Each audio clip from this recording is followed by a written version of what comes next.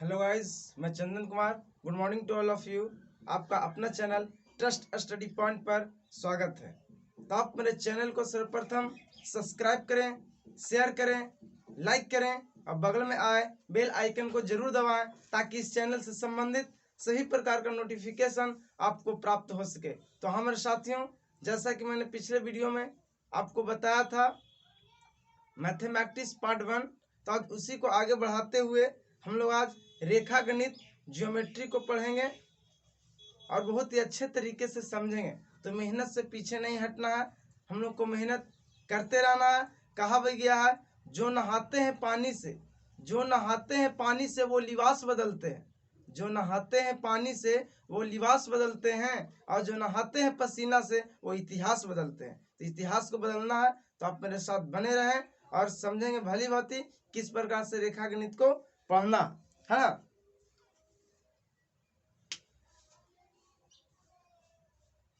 First,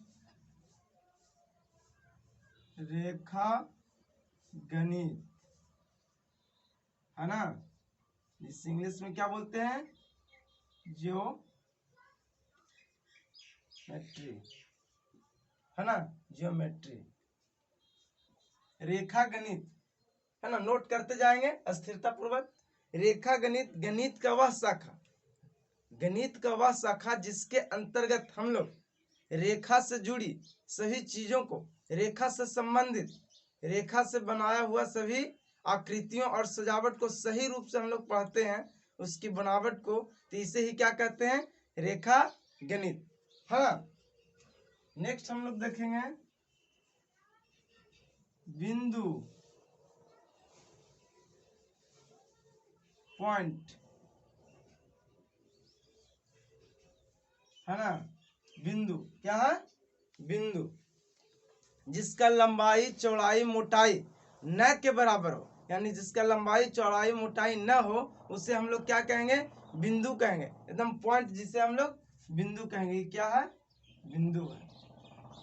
जिसका लंबाई चौड़ाई मोटाई न हो उसे बिंदु कहते हैं। तीसरा हम लोग देखेंगे समतल, जिसको इंग्लिश में प्लेन बोलते हैं है ना। क्या बोलते हैं, प्लेन, होने वाला प्लेन नहीं, प्लेन है ना। तो जिस तल में सभी बिंदु, जिस तल में सभी बिंदु एक ही सतह में निहित हो, जिस तल में सभी बिंदु एक ही सतह में निहित हो उसे क्या कहेंगे, समतल कहेंगे। जैसे कमरा का फर्श, कमरा का फर्श क्या होगा, कमरा का फर्श है ना। और भी हो सकता है मेज का सतह है ना। ये क्या है, समतल है। जैसे हम देख रहे हैं बोर्ड का ऊपरी सतह, ये भी क्या है, समतल है ना। तो समतल को समझे। अब हम लोग समझेंगे रेखा,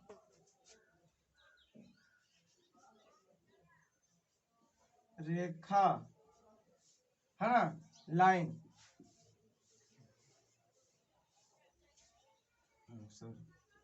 लाइन LINE, लाइन है ना। क्या समझेंगे, लाइन।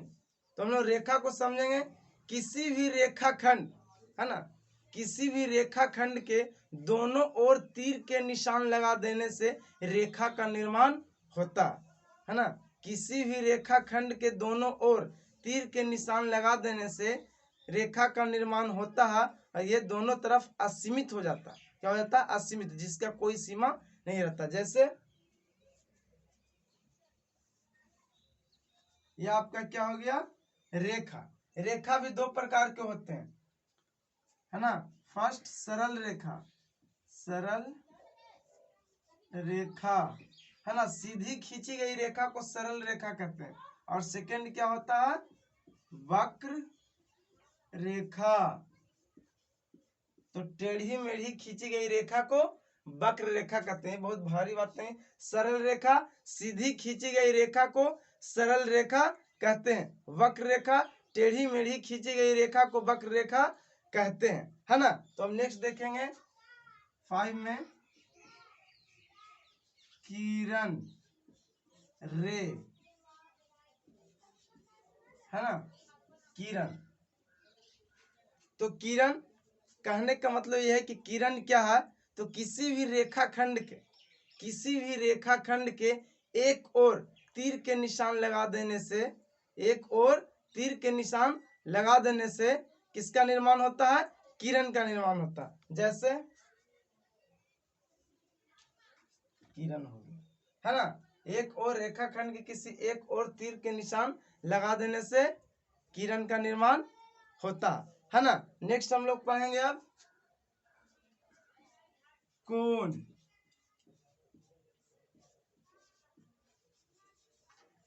एंगल, है ना। कोण ये बहुत ज्यादा आते हैं, कोण से संबंधित। इसको एक बार और हम लोग पढ़ेंगे कोण के बारे में एक वीडियो में, तो समझने का प्रयास करें। कोण क्या है, अभी परिभाषिक हम लोग समझ रहे हैं।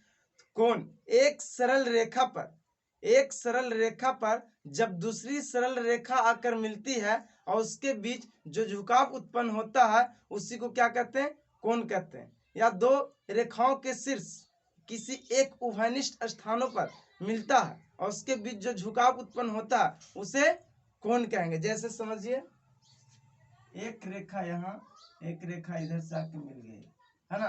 तो यही जो बीच में बना इसी को कोण कहते हैं। मान लिया ए है, बी है, सी है, तो कोण ए बी सी लिखा जाएगा। जितना का अंक होगा कोण उतना लिखा। मान लिया 45 तो 45 डिग्री, है ना। तो इसे क्या कहते हैं, कोण, है ना। क्या कहेंगे, कोण। अब हम लोग समझेंगे त्रिभुज।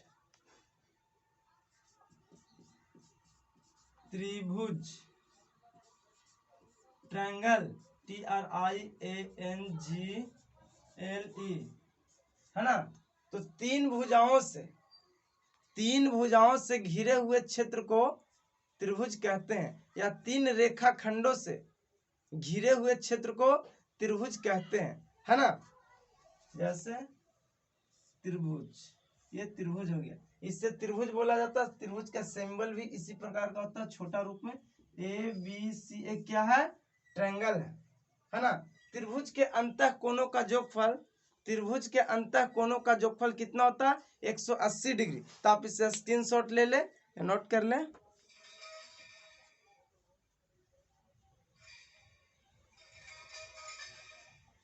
हाँ, तो हम लोग त्रिभुज को पढ़े, है ना। समझे अभी त्रिभुज क्या है, तो तीन भुजाओं से घिरे हुए क्षेत्र को त्रिभुज कहते हैं, या तीन रेखा खंडों से घिरे हुए क्षेत्र को क्या कहते हैं, त्रिभुज कहते हैं। त्रिभुज के अंतः कोणों का जोगफल, है ना, sum of internals angle equal to 180 degree होता है। फिलहाल त्रिभुज के बारे में इतना ही हम लोग जानेंगे। इसके बाद त्रिभुज के बारे में और जानेंगे एक विशेष वीडियो में। तो नेक्स्ट हम लोग देखते हैं आयत। क्या देखेंगे, आयत।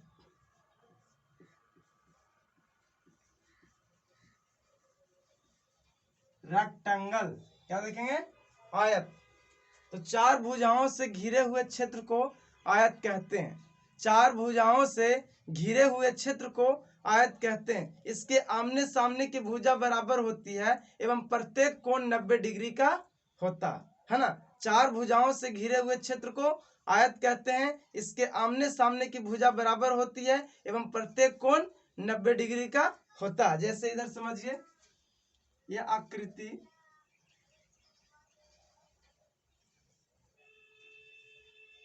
यह आकृति क्या है, आयत है, ABCD, है ना। देखिए आमने सामने की भुजा ये और ये दोनों क्या है, सामने सामने, दोनों की भुजा बराबर है। इधर से ये भुजा और ये भुजा दोनों बराबर होगी, यानी सामने सामने की भुजा क्या होनी चाहिए, बराबर होनी चाहिए। अगर ये 10 मीटर है तो ये भी 10 मीटर होना चाहिए। अगर ये 5 मीटर है तो ये भी 5 मीटर होना चाहिए। दो दिया हुआ तो दो खुद ब खुद आपको पता चल जाए कितना होना चाहिए, क्योंकि आमने सामने की भुजा बराबर होते हैं। अब प्रत्येक कोण, यहाँ एंगल, ये एंगल, ये एंगल और ये एंगल, प्रत्येक कोण क्या होता है, 90 डिग्री का होता है ना। इसे इस प्रकार से लिख सकते हैं, ABCD इज ए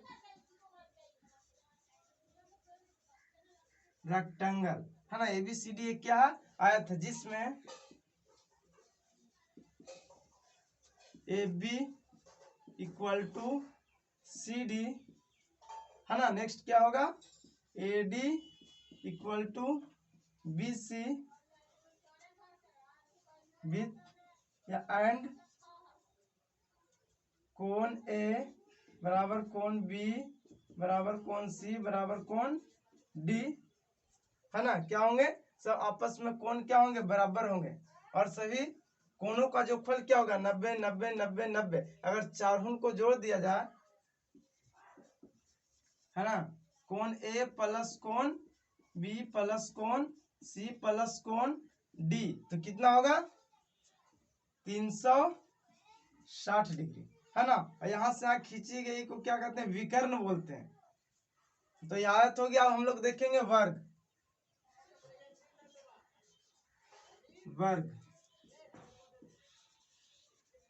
स्क्वायर, चार भुजाओं से घिरे हुए क्षेत्र को वर्ग कहते हैं। चार भुजाओं से घिरे हुए क्षेत्र को वर्ग कहते हैं। इसके सभी भुजा आपस में बराबर होती है एवं प्रत्येक कोण 90 डिग्री का होता है। बस वही चीज को जानना है, जिस प्रकार से आयत है उसी प्रकार से वर्ग है। बस इसमें फर्क इतना है कि सभी भुजा आपस में क्या होते हैं, बराबर होते हैं, है ना। तो चार भुजाओं से घिरे हुए क्षेत्र को वर्ग कहते हैं। इसके सभी भुजा आपस में बराबर होती है एवं प्रत्येक कोण 90 डिग्री का होता है, समकोण होता है। देखिए ये आपका वर्ग का आकृति है, ए बी सी डी, ये सब बराबर होगा। एक का अगर 11 मीटर है तो सब 11 मीटर होगा, है ना। इसका एक भुजा दिया हुआ रहेगा, समझिए सब वही रहेगा, 11 मीटर का प्रत्येक भुजा होगा। इससे क्या कहेंगे, वर्ग। देखिए 90 डिग्री 90 डिग्री 90 डिग्री 90 डिग्री, यहाँ से भी खींचा जाए तो ये भी क्या बनेगा, विकर्ण। नेक्स्ट देखेंगे हम लोग 10 वृत्त, है ना। क्या देखेंगे, वृत्त, सर्किल। एक गोलाकार समतल क्षेत्र को, गोलाकार समतल क्षेत्र को वृत्त कहते हैं, है ना। गोलाकार समतल क्षेत्र को क्या कहते हैं हम लोग, वृत्त कहते हैं। देखिए ये वृत्त हो गया। इसके अंतर्गत बहुत सारी चीजों को हम लोग और पढ़ेंगे। इसी के अंतर्गत त्रिज्या है, व्यास है, जीवा है, सेक्टर है, सेगमेंट है। सारी चीजों को हम लोग बहुत ही स्थिरता पूर्वक समझने का प्रयास करेंगे। लेकिन अभी फिलहाल आपको यहीं तक, इसे अच्छे से स्क्रीनशॉट ले लें। और मैं बारंबार कहता हूं कि आप मेरे वीडियो को लाइक बनता है तो लाइक जरूर कीजिए मेरे दोस्तों, क्योंकि हमें भी आपके लाइक से बहुत ही मोटिवेशन मिलता है। हमें भी ऐसे वीडियो बनाने के लिए प्रेरित हो पाता हूँ।